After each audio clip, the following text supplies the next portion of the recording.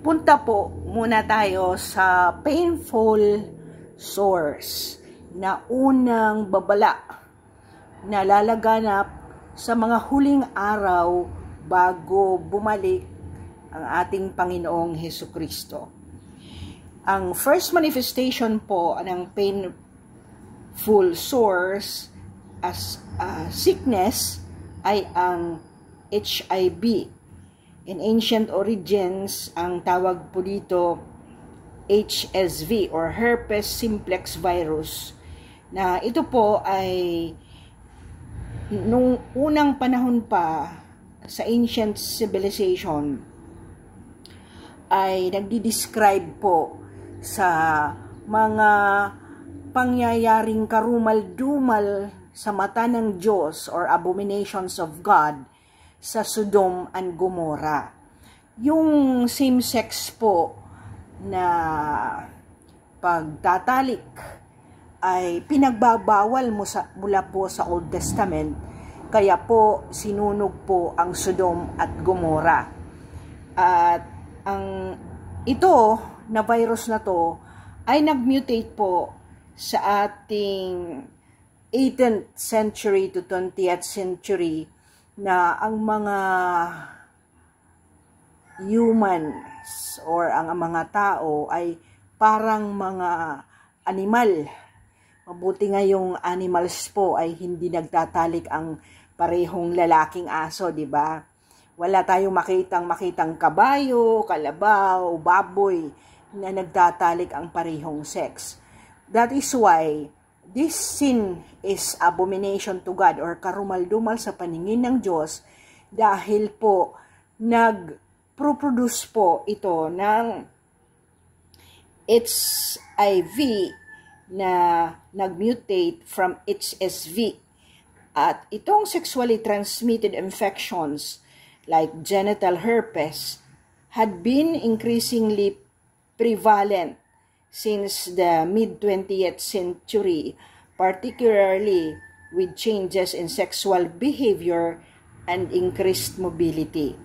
Ang current prevalence po, according to the Centers for Disease Control and Prevention, ang genital herpes is a common STI illness in the United States with an estimated 572,000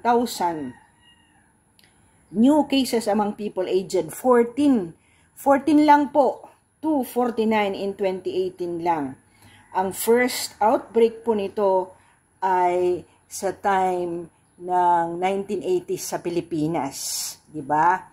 So, of course, meron na ito, kaya lang ang mga original niyan ay gonorrhea, yan, ganyan, syphilis, but then nag-mutate po ito, lalo na nang umuso po yung pagsasay-range or pagtitake ng drugs na nagka-injection, at saka yung abomination din sa Diyos na pinapalitan natin ang kalikasan nating mga mukha. Kaya nga, dito sa time natin ngayon, marami na tayong mga AIDS or autoimmune deficiency na mga infections na hindi na nakukuha kahit ng mga normal na antibiotic po.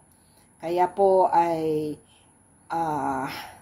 nakakapangilabot ang mga pangyayari na kahit yung mga ating mga artista globally at saka dito nga lang sa ating local, the most advanced stage of HIV ay characterized by severe immune system damage.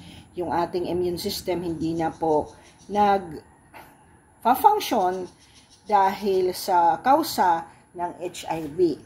Bakit po masabi natin na ang Sodom and Gomorrah na sinunog, nag-rain ng fire, ang Sodom and Gomorrah ay sinunog po ng Diyos?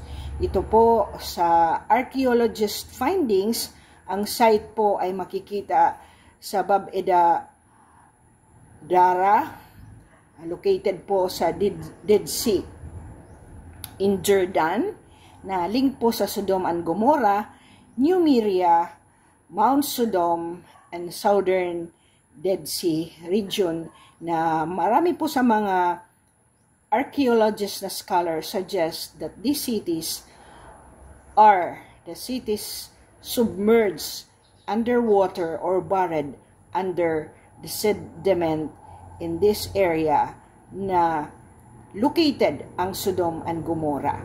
So, yan po, number 1 po, ang ayaw ng Diyos na until now po, wala pong gamot sa AIDS.